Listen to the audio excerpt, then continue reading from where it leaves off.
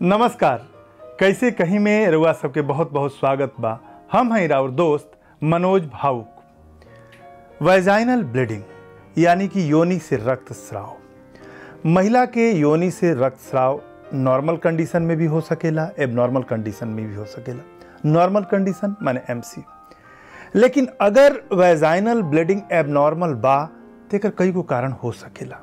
हम आज ओह कारण के बात करतनी जौना में यूटेरस में कोनो चेंज की वजह से वैजाइना से एबनॉर्मल ब्लीडिंग होला।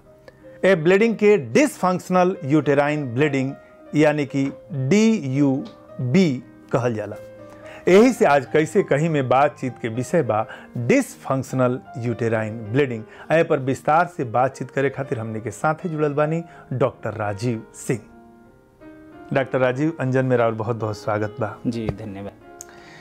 हमने कि ये बीमारी पर बात करब जाए, समस्या पर बात करब जाए, ओकरा पहले हम जाने कि कौन कौन कंडीशन बा जहाँ पर वैजाइना से ब्लीडिंग होला। जौन आज हमने बात करे जाते नहीं सन डिसफंक्शनल यूट्राइन ब्लीडिंग, उनमें मेन जौन बा ये एक नॉर्मल के जगह पे थोड़ा सा एबनॉर्मलिटी लाइक जैसे डेज में प्रॉब्लम आ गई, ब्लीडिंग के जो डेज बा ओकरा में अधिकता आ गई, ओकर वॉल्यूम जौन ब्लीडिंग के वॉल्यूम बा लाइक नॉर्मली जौन बा अप्रॉक्स 30 ml के करीब जौन बा ब्लीड होला। अगर वो लगभग जौन बॉर्डर लिमिट बा 80 ml बा, अगर 80 ml से ज़्यादा होखे लागल ब्लीडिंग तो एकरा मतलब कि उनका प्रॉब्लम बा, मतलब हैवी ब्लीडिंग अगर हैवी ब्लीडिंग हो गई था। ऐसे ई जौन ये सब कंडीशन बा ये एबनॉर्मल यूट्राइन ब्लीडिंग बा। ई तब यूटेरस के रुआ जौन टॉपिक पर हमने के बात करते हैं, एकरा अलावा भी कुछ एबनॉर्मल ब्लीडिंग के कॉज बा यूटेरस के अलावा? जी यूट्रस के अलावा जौन प्रॉब्लम बा लाइक अगर ओकरा में कोई गांठ आ गई, आम भाषा में लाइक यूट्राइन फाइब्रॉयड आ गई, या कोई और एबनॉर्मल मास बन गई लाइक पॉलिप ओकरा के कहल जाला यूट्राइन पॉलिप, या फिर सर्विक्स में कोई इन्फेक्शन हो गई, इन्फेक्शन के कारण कोई ब्लीड होता, या कैंसरस स्टेज हो गई लाइक सर्वाइकल कैंसर हो गई, कोई वेजाइनल ग्रोथ, कोई ऊंड हो गई।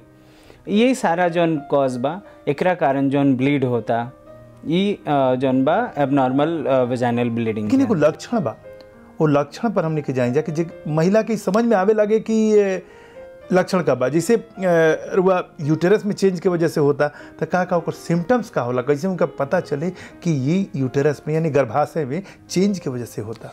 जी देखिए, जैसे सिम्टम जौन वो फील करी हैं ओकरा में सबसे ज़्यादा कि लाइक थोड़ा चेंजेस अगर परसिस्ट करता तो ओकरा में बॉडी हेयर ग्रोथ लाइक मेल लाइक पैटर्न डेवलप हो जाए, हेयर ग्रोथ बहुत ज़्यादा, मूड स्विंग होके लगे उनकर, काफ़ी ज़्यादा स्ट्रेस कंडीशन रही, बहुत ज़्यादा नर्वसनेस काइंड ऑफ थिंग कि जब हार्मोनल इम्बैलेंस रही ओकरा कारण जौन मूड में चेंजेस आई, ब्लीडिंग में चेंजेस आई, या कोई अदर डिजीज़ बा, तो ये सब सारा सिम्टम्स उनका अंदर डेवलप हुई। हेयर वगैरह वाला का चक्कर बा, हेयर बढ़ा? जी देखिए, हेयर में जो पैटर्न जैसे एंड्रोजेंस जो मेल में ज़्यादा होला, अगर फीमेल में भी वही एस्ट्रोजन और मतलब एस्ट्रोजन और एंड्रोजेंस अगर मात्रा ज़्यादा हो गई तो वो हेयर ग्रोथ कराई, तो हेयर ग्रोथ ज़्यादा हुई तो फीमेल में फिर हेयर ग्रोथ होकर बढ़ जाए। ये हार्मोनल लेवल के कारण ही होला। अच्छा जी, एकर मतलब ये भइल कि एकर मूल कारण हार्मोन्स में गड़बड़ी के कारण, मतलब कहानी यूटेरस के भीतर नहीं के कहीं और जी जी क्योंकि नॉर्मल जो प्रोसेस बा लाइक जब हम एक यूट्राइन साइकिल लाइक MC के साइकिल के अगर देखी तो जो 3 से 5 दिन जो ब्लीडिंग होला लाइक फर्स्ट डे ब्लीडिंग शुरू भइल तो यूट्रस के अंदर के लेयर जौन बा वो लेयर ही कट के बाहर आवेला, मतलब वो सेटिंग होला। रहस्य के कैसे ही कहानी चलेला, हार्मोन्स के कैसे लेवल अप डाउन होला, यूटेरस में का चेंज होला, वो चेंज से कैसे ब्लीडिंग होला, अब ब्लीडिंग से का समस्या होला, ये पर हमने के बात करब जा। लेकिन अभी एगो कॉलर हमने के साथ जुड़ल बानी। जी हेलो। हम लखनऊ से नेहा बोल रहे हैं। हमारी उम्र 16 वर्ष है। एक्चुअली हमें आपसे पूछना था कि MC से पहले पेट में बहुत दर्द होता है, महीने के बीच में भी ब्लीडिंग होती है, तो आप बता देंगे कि मैं क्या करूं? जो नेहा जी की प्रॉब्लम बा वो ज़्यादा जैसे कि प्री मेंस्ट्रुअल पेन होता है, ये कॉमनली जो लाइक एज भी एज इनका 16 ईयर है, तो इस एज में जो है हार्मोनल जो डिसबैलेंस है वो डिसबैलेंस के कारण प्री मेंस्ट्रुअल मतलब पेन होता है क्योंकि यूट्रस में कंजेशन बहुत ज़्यादा हो जाता है क्योंकि हार्मोनल इरेगुलरिटी के कारण। तो इस वजह से पेन इनको होता है। लेकिन जैसे जैसे हार्मोनल इम्बैलेंस जो है वो ठीक हो जाएगा टाइम बिंग में, या अगर नहीं ठीक होता क्योंकि अगर लेवल कम है, ये अगर टेस्ट कराते हैं कि कितना लेवल है प्रोजेस्टेरोन और एस्ट्रोजन का, तो उस लेवल के बाद इनकी अगर उसमें एबनॉर्मलिटी है तो उसको ट्रीट कर लेंगे। अगर एबनॉर्मलिटी नहीं है तो अपने आप टाइम बिंग में ये धीरे धीरे इनका ये प्रॉब्लम कि प्री मेंस्ट्रुअल जो पेन होता है ये कम हो जाएगा। और जो स्पॉटिंग होता है बीच बीच में ड्यू टू वही अभी हार्मोन जो है वो अभी पूरी तरह बैलेंस्ड नहीं हुआ है इनका। एगो सवाल बा मन में चला था, बहुत दर्शक के मन में भी चलत हुई, जौन उम्र रहला नेहा जी के 16 साल, जी जी, जे टीनेजर्स बा ओकरा के ऐसे भी समझी जेकर शादी नइखे भइल बा, आज जेकर शादी भइल बा, तो कुंवारा लोग के एमसी में या शादीशुदा लोग के महिला के एमसी में का कोनो जौन सेक्सुअल रिलेशनशिप बा, फिजिकल रिलेशनशिप बा, ओकरा चलते एमसी में कोनो चेंज या गड़बड़ी होला, ए पर हम बात करे, लेकिन अभी वक्त हो गइल बा एगो छोटा ब्रेक के। जी, ब्रेक के बाद देखी कि जौन ई ब्लीडिंग के समस्या बा ओकर का वजह बा, कैसे ओकर ट्रीटमेंट हुई, और साथ ही उम्र बढ़ला के साथ ए ब्लीडिंग में कैसे चेंज आवेला। बनल रही अंजन के साथ।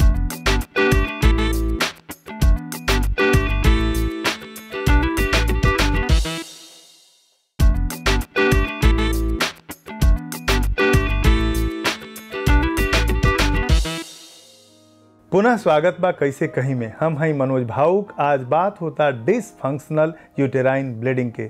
आए पर बात करे खातिर हमने के साथ है जुड़ल बानी doctor Rajeev Singh. Doctor Rajeev, break पर जाए से पहले एगो सवाल उठल मन में कि जे शादीशुदा नइखे, अनमैरिड बा, ओकरा एमसी में या ब्लीडिंग में ओकरा के कहीं, चूँकि बात ब्लीडिंग पर होता, आज अगर शादी हो गई बा, जे फिजिकल रिलेशन में बा, ओकरा ब्लीडिंग में एमसी में कोनो तरह के चेंज होला? जी देखिए, जो यंगर ग्रुप बा लाइक प्री प्यूबर्टल एज ग्रुप, लाइक जेकर अभी एमसी स्टार्ट होता, लाइक मिनार्की ओकरा कहल जाला, मिनार्की स्टार्ट होता, उस स्टेज में हार्मोनल इम्बैलेंस के चांसेस बा, क्योंकि हार्मोनल जौन बा अभी बैलेंस्ड वे में ना होला ओकरा। जैसे फिर धीरे धीरे जैसे ही एज बढ़त जाला, उस एज में फिर हार्मोनल जौन इम्बैलेंस बा वो ठीक हो जाला, और धीरे धीरे वो फिर जो यंगर एज ग्रुप बा ओकरा में ज़्यादा चेंजेस ना होला। लेकिन जैसे मैरिड स्टेज में लाइक एज एडवांस हो गई, लाइक मैरिज आफ्टर 18 और 20 जे भी होता, तो उस समय जौन बा ओकर जो पीरियड बा तब तक रेगुलराइज भी हो जाला और सेक्सुअल कांटेक्ट से कुछ ऐसा चेंजेस ना होला, लेकिन जो भी थोड़ा सा हार्मोनल इम्बैलेंस बा तब तक वो ठीक हो जाला, ऐसे ओकरा में कोई दिक्कत ना होला। हार्मोन्स के बात करता नहीं, वो बात बतानी है एस्ट्रोजन प्रोजेस्टेरोन के ऊपर भी हम आए, तो क्या सेक्सुअल रिलेशन से हार्मोन्स के कोनो संबंध नहीं खे?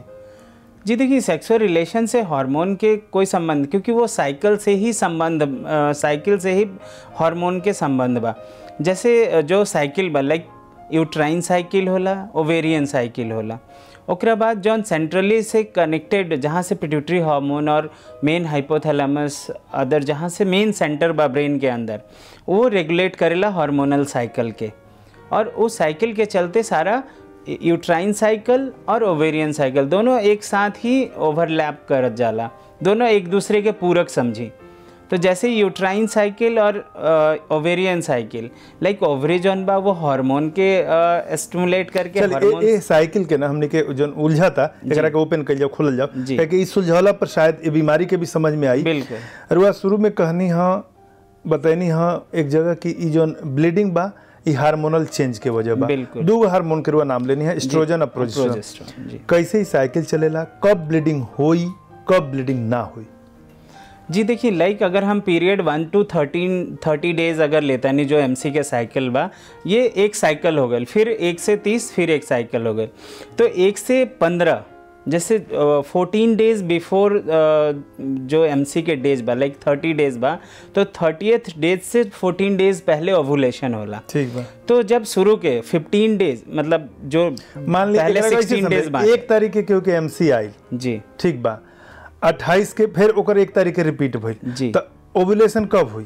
ओकर 14 डेज बिफोर लाइक 16th के। अगर मैं 30 के आवता तो ओकरा 14 दिन पहले। अच्छा। तो 16th के ओवुलेशन हुई। जी। वो जैसे जैसे ही ओवुलेशन होला उस समय सर्ज होला। सर्ज मतलब सारा हार्मोन जौन बा एफएस एलएच ओकरे बाद एस्ट्रोजन प्रोजेस्टेरोन ये सारा इंक्रीज होला और प्रोजेस्टेरोन लेवल जौन बा वो नीचे धीरे धीरे होखे लागेला। ठीक है। ओवुलेशन के बाद अंडा निकलला के बाद अंडा निकलला के बाद देखिए यहाँ पर क्लियर कर जतनी साइकिल के कि एमसी राउंड खत्म भइल, ओकरा बाद 14वां दिन बाद अंडा निकली, ओवरी से अंडा निकली, अंडा निकलल, ओकरा बाद प्रोजेस्टेरोन के लेवल डाउन होला। हाँ जी, प्रोजेस्टेरोन के लेवल डाउन भइल, एस्ट्रोजन बढ़े लगी। ठीक बा। जैसे ही प्रोजेस्टेरोन के लेवल धीरे धीरे घटे लगी और एस्ट्रोजन के जैसे ही थोड़ा सा ही बढ़ेला, बहुत ज्यादा भी ना बढ़ेला, जेकरा चलते 38 डेज जौन बा यूट्राइन सेडिंग होखे लगा। जो ब्लीड होला वो यूट्राइन के इनर लेयर जौन बा ओकरा में ब्लड वेसल्स और जो टिश्यू बा वो ग्रोथ होला अंदर, और वो गर्भाशय जौन बा वो तैयार होला प्रेगनेंसी खातिर। लेकिन अगर प्रेगनेंसी ना भइल, अगर कोई जो गैस्ट्रेशनल सैक ना बनल, तो वो फिर ओकरा बाद जौन बा वो सेडिंग होखे लागेला। तो ई तो बात एमसी के हो गई जी जी कि 14वां दिने अंडा बाहर निकल, ओवुलेशन भइल, गर्भाशय तैयार भइल बच्चा के धारण करे खातिर, गर्भ के धारण करे खातिर। अगर प्रेगनेंसी ना भइल तो वो पूरा के पूरा यूटेरस के जन वाल बा दीवाल बा सेड हो गई, जन सेड बा वो बाहर निकला ब्लीडिंग वो एमसी हो गई। लेकिन ये बीमारी में दूगो एमसी के बीच में जन ब्लीडिंग होला वो कैसे होला? जैसे कि प्रोजेस्टेरोन और एस्ट्रोजन बा ये दो हार्मोन जन बा पूरा यूट्राइन साइकिल और ओवेरियन साइकिल के कंट्रोल करा था। जैसे बीच में ब्रेक थ्रू ब्लीडिंग ओकरा के भी कहल जाला, तो जैसे ही अगर प्रोजेस्टेरोन लेवल अगर बहुत हाई हो जाई और एस्ट्रोजन लो हो जाता, जैसे ही एक लो होई तो वो जौन कंटिन्यू सेट बनत आवे, जौन लेयर बनत है यूट्रस के अंदर, ओकरा में ब्रेक थ्रू हो जाई। जैसे एक दिन भइल ओकरा बाद फिर से वो नॉर्मल कंडीशन में आ गए, तो फिर से वो साइकिल जौन बा वो कंटिन्यू रही। लेकिन जो भी पेशेंट रही हैं उनका बीच बीच में जो स्पॉटिंग, जैसे अभी कहने हैं कि बीच में जो स्पॉटिंग हो जाता है, वो रीज़न ये है बाबा कि हार्मोनल इम्बैलेंस एक दिन खातिर भइल, जेकरा चलते ब्लीडिंग हो गया। माने अचानक बीच में भी कबो प्रोजेस्टेरोन के लेवल बहुत डाउन चल गए, एकरा वजह से जी ये डाउन का कारण हो सकेला? जी देखिए, प्रोजेस्टेरोन के कारण तो जैसे कि अगर जो सिक्रीशन के एक्सिस बा लाइक हाइपोथैलेमिक पिट्यूटरी एक्सिस जोन बा या ओवेरियन जो हार्मोन जहाँ से सिक्रीट होता है FSH-LH, ओकरा में कोई गड़बड़ी, क्योंकि मेन जोन प्रोजेस्टेरोन एस्ट्रोजन के कंट्रोल करा था वो FS और LH हार्मोन। ये हार्मोन में जहाँ भी मतलब ऊपर अगर सेंट्रली कहीं पे प्रॉब्लम या स्टिमुलेशन में प्रॉब्लम हो गई या फिर फीडबैक इनहिबिशन में प्रॉब्लम हो गई, लाइक अगर एस्ट्रोजन ज़्यादा बा ओकरा के फिर इनहिबिट नहीं करत कि अब मत सिक्रीट कीजिए, तो ये कंट्रोलिंग पावर जो डिसबैलेंस होखला के कारण भी बीच में स्पॉटिंग हो जाता। अच्छा, कैसे एक डायग्नोसिस कैसे बा, ये पता लैब में पता कैसे चली कि ठीक बा, कन्फर्म कैसे हो कि ये बीमारी बा?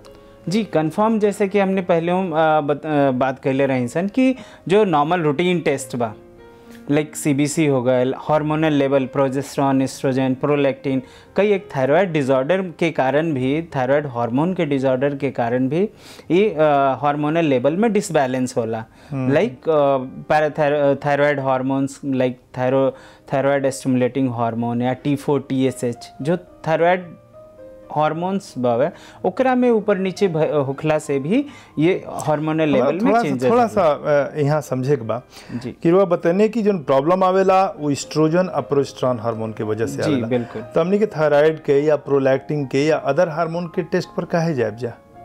जी काहे कि बीमारी के, क्योंकि थायराइड हार्मोन के भी मतलब कम अगर सिक्रीट होता तो वो भी एस्ट्रोजन प्रोजेस्टेरोन के सिक्रीशन में मदद करेला। इंटरलिंक्ड बा जेकरा कारण ओमे चेंजेस आई प्रोजेस्टेरोन और एस्ट्रोजन हार्मोन। चलिए हम एक बात के आगे बढ़े, अभी को कॉलर हमने के साथ है बानी जी। हेलो हमार नाम रिचा बा, हम दरभंगा से बोला तानी। हमार उम्र 26 साल है हमरा के ई पूछे के रहल कि हमार एमसी ठीक से नहीं आवत, बहुत बार इलाज करवा चुकल बानी, अब ठीक है, लेकिन कभी कभी पेट में दर्द होखे लगेला, ऐसा काहे के होता? जी देखिए, यहाँ के जो प्रॉब्लम बा कि पहले होत रहे, अब वहाँ के ट्रीट भी करा ले बानी, बहुत हद तक ठीक बा, बट बीच बीच में एकरा में थोड़ा सा पेन एब्डोमेन रहेला, क्या कि अगर थोड़ा भी हार्मोनल माइट भी डिसबैलेंस अगर रहे, जेकरा कारण यूट्रस में कंजेशन हो जाला, पेल्विक रीजन में कंजेशन हो जाला, जेकरा चलते पेन एब्डोमेन कंप्लेन करेला लोग। अब एक जैसे यहाँ के ट्रीट करा ले बनी, तो अब ऐसा प्रॉब्लम दोबारा कम चांस बा होके के, और ऐसा कोई दिक्कत नहीं है कि हाँ फिर से हो ही जाए, चांसेस बहुत कम होला, बट अब वहाँ के ठीक रहे। डॉक्टर साहब, अब हमने के वो लोग खातिर बात करम जा जेकरा ई बीमारी अक्सर रहेला या जे एकरा से ग्रस्त बा, जे पीड़ित बा, लेकिन अभी वक्त हो गइल बा एगो छोटा ब्रेक के। जी, ब्रेक के बाद एह बीमारी के इलाज।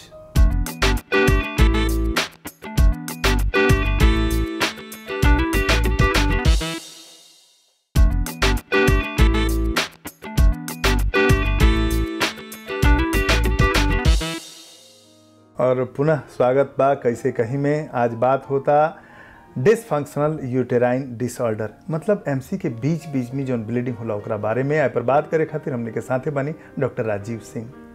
डॉक्टर राजीव जी, हमने के ट्रीटमेंट की बात करते रहने जा, जेकरा ए ढंग के समस्या बा ओकरा खातिर वह का गाइड करे, कैसे ट्रीटमेंट हुई? जी, एकरा के जो ट्रीटमेंट पार्ट बा, अगर जो भी इस बीमारी से ग्रसित बानी महिला या लड़की, एकरा में प्रोजेस्टेरोन पिल्स आवेला, प्रोजेस्टेरोन टैबलेट्स, एक सप्लीमेंटेशन, क्योंकि प्रोजेस्टेरोन के लेवल ही लो के कारण ये सारा प्रॉब्लम आवेला, तो एकरा में प्रोजेस्टेरोन ओनली पिल्स आवेला, जेकरा के एकरा सप्लीमेंटेशन से ये प्रॉब्लम ठीक हो जाला। लाइक बीच में स्पॉटिंग होता या ड्यूरेशन, जैसे कि उनकर इरेगुलर साइकिल बा, कभी 36 डेज, कभी 40 डेज, कभी 21 डेज या लेस देन दैट, तो ये सारी चीज़ में जो प्रोजेस्टेरोन बा ओकरा के रेगुलर करेला हार्मोन के, वो वजह में जो भी दिक्कत आवता ब्लीडिंग के वो ठीक हो जाला, क्योंकि प्रोजेस्टेरोन जौन बा वो मेंटेन करेला, ओकर जो सेडिंग बा वो ना होखे देला, यूट्राइन सेडिंग, तो यूट्रस से ब्लीडिंग ना हुई। मैंने प्रोजेस्टेरोन के थेरेपी, प्रोजेस्टेरोन के टैबलेट, प्रोजेस्टेरोन थेरेपी ओकर टैबलेट्स आला और इंजेक्शन भी अवेलेबल बा, बट सिंपल टैबलेट से ही ठीक हो जाला बहुत सारी महिलाओं में। बट अगर या फिर अगर अदर डिजीज़ से अगर एसोसिएटेड बा प्रॉब्लम, तो फिर वो डिजीज़ के ट्रीटमेंट के बाद इनकर प्रॉब्लम ठीक हो जाए। ई बाहर से हार्मोन्स देवे के वो बात करनी, ओकरा चलते कोनो साइड इफेक्ट होला? जी, हार्मोनल कोई, क्योंकि जौन चीज़ के कमी बा वो चीज़ हम पूरा करता नहीं और हार्मोन करता नहीं, तो साइड इफेक्ट्स तो ऐसा कुछ ना। जैसे देखल गया बा कि मेनोपॉज जौना में अगर प्री मेनोपॉज हो जाला, समय से पहले मेनोपॉज हो गई, तो पहले मेनोपॉज हो गई तो उमे भी सप्लीमेंट दिहल जाला, थेरेपी दिहल जाला हार्मोन के, कि अगर ठीक बा एमसी तो स्टार्ट हो जाई लेकिन बाकी सारा चीज़ ना हुई, तो ओकर वहाँ तो साइड इफेक्ट बा, वहाँ की बहुत ज़्यादा अगर हार्मोन दिहल जाता कहीं कहीं तो कैंसर होके के चांस रहेला। तो वही से कहते हैं कि प्रोजेस्टेरोन के सप्लीमेंट बाहर से दिहल जाता।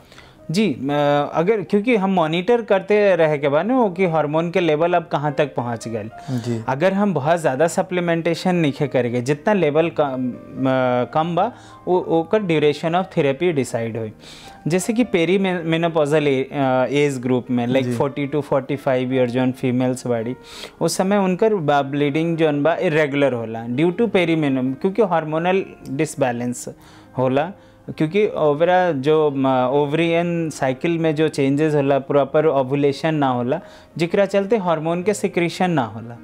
अदर चीज़ भी लाइक थायराइड हार्मोनल चेंजेस भी होला, वो हार्मोन सप्लीमेंट भी थायराइड हार्मोन या कैल्शियम डिसऑर्डर, मतलब पैराथायराइड हार्मोन्स जो कैल्शियम बनावेला वो भी प्रोजेस्टेरोन सिक्रीशन में मदद करेला।